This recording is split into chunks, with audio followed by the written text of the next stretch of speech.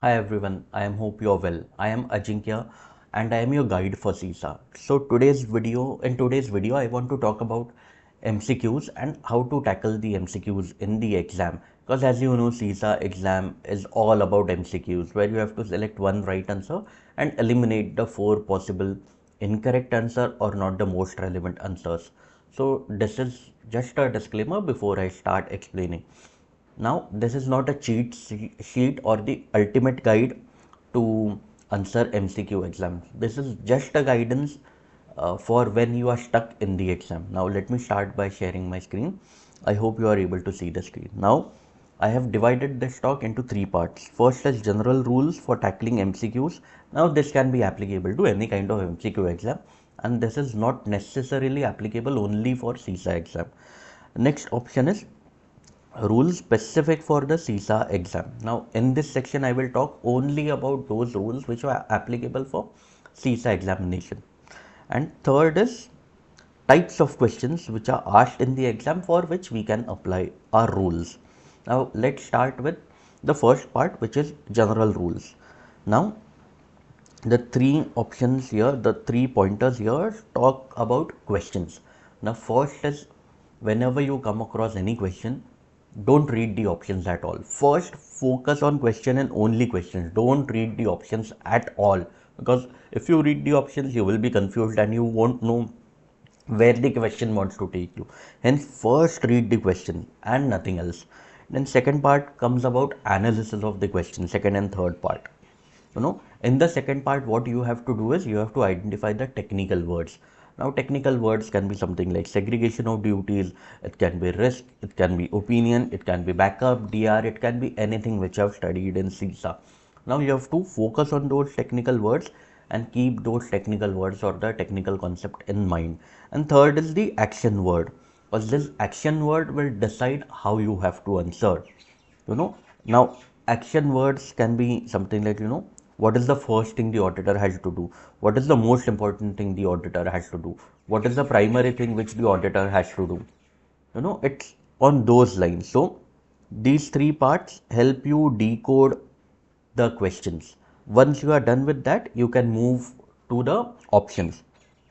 you know when you come across options which has, there are two options which have different words but the meaning of the sentence is the same. In that case, you can easily eliminate the both the options. It's because, you have four options. Out of those four options, two options say the same thing. It's very possible that both the options are incorrect, because you can't have two answers in an MCQ exam. Now, next is look for odd man out. Now, by odd man out, what I mean is, let's say there are four options. In those four options, three are grouping of one category, and one is the odd man out. I will take an example. Let's say four options are dog, cat, horse, and tiger. Now, what is the odd man out here? You can easily say that tiger is an odd man out because the first three animals, cat, dog, and horse, can be domesticated, but the tiger cannot be domesticated, because you can easily keep it out of the exam. You can easily eliminate it. Next is technical jargon. Many times we see that you come across sentences in the exam, technical words or jargons in the exam which you don't exactly know what these are. Even if you are a seasoned professional, you study a lot, you won't be able to know what those exact words mean. Hence, you can consider those options as the least important options. You can keep them aside because they may not always be correct. And the last trick and the most important trick is elimination, which can be linked with odd man out as well. You read four options, one option you know for sure that that is not the correct answer.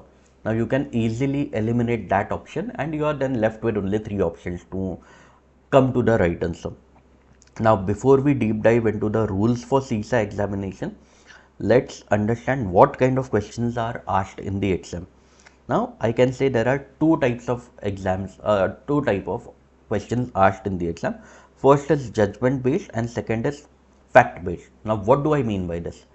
Judgment based means, it's you have four options. all four options or more than one option, not all four, my bad, more than one option is correct.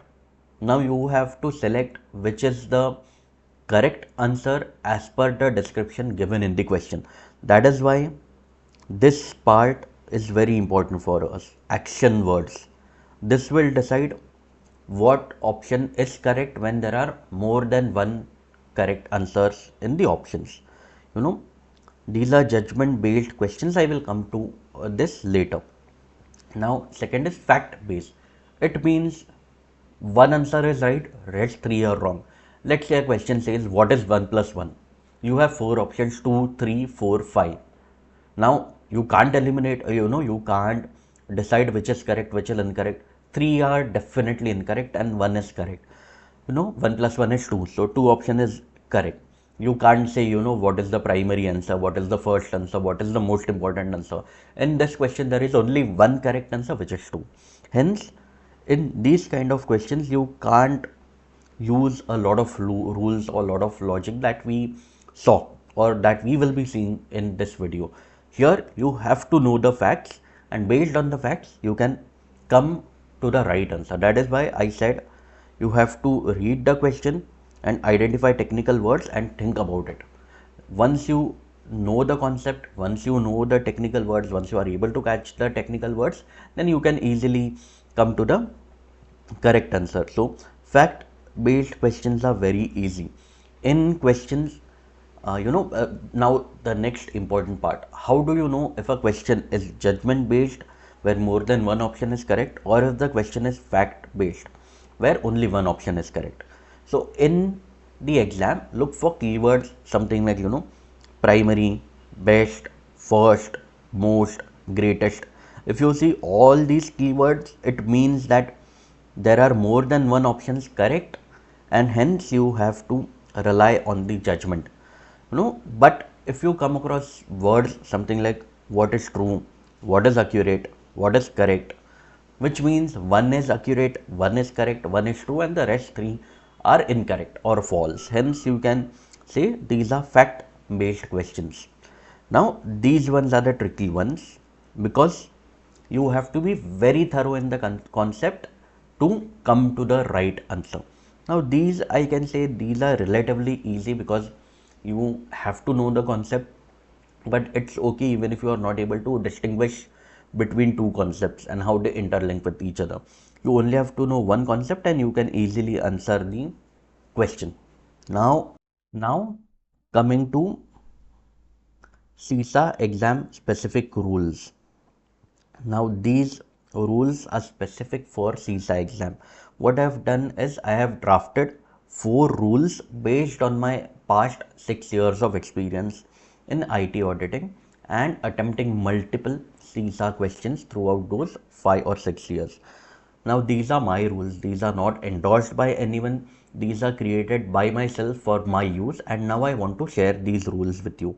Now I have named these 4 rules as how versus why rule, big fish versus small fish rule, boardroom rule, and auditor versus the doer rule. Now let's start with first rule and the simple rule, which is auditor versus doer rule. Now, as you know, auditor never performs the task. Auditor has to review the controls and then report to the management. Now, whenever you see words like auditor has to implement, auditor has to design, auditor has to fix, maintain, all these are incorrect options, and you can eliminate those options. Now, when you see words like assess, verify, review, report, and evaluate, these are the tasks of an auditor, hence, you can consider these options. You don't have to eliminate. So, but when you come across these words, you can easily eliminate the options if it relates to the auditor's tasks. Now, second is boardroom rule. Now, what this rule means is in CISA exam, we study that the hierarchy or the authority flows from the top to the bottom. Now, top level people are responsible than the lower level people. The authority has to flow from top to the bottom. Hence, whenever you see in questions that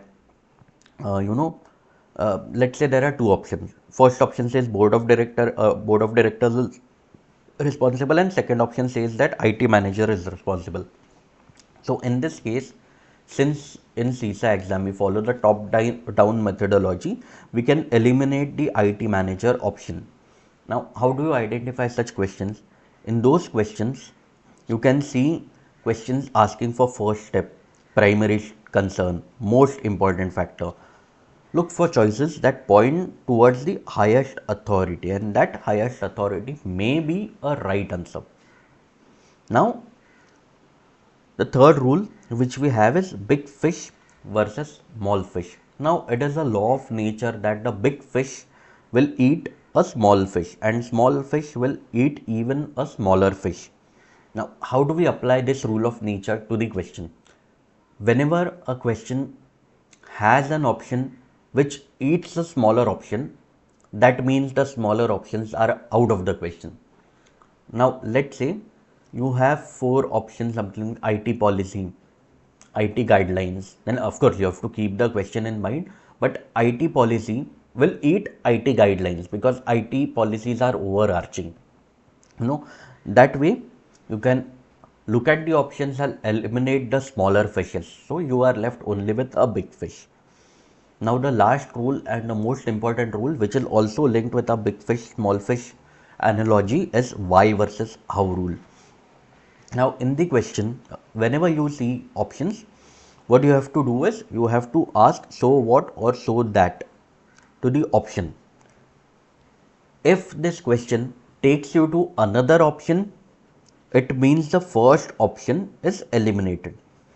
In simple words, let's say option B is auditor has to follow a framework. Option B is auditor has to report to management. So, how I will tackle this rule is, for the first option, I will ask the question, auditor follows framework so that, then I will follow it up with the options. So, what I'll do is, again, I will repeat myself.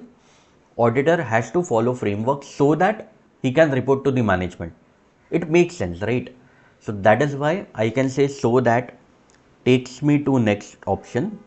That is why I can eliminate the first option, which is auditor has to follow frameworks. Now I will ask the same question to auditor has to report to management. How I will frame the question is, auditor has to report to management so that the auditor can follow framework. Does it make sense? Auditor reports to the management so that he can follow framework. It doesn't make sense, right? So you can say that this may be one of the answers, one of the options out of four possible options. So you can keep this, and this, these are just the guidelines. If you want surety, you can also ask the big fish, small fish analogy to our question. Reporting to the management is bigger fish because that is the main responsibility of an auditor. But following frameworks, that is a smaller fish.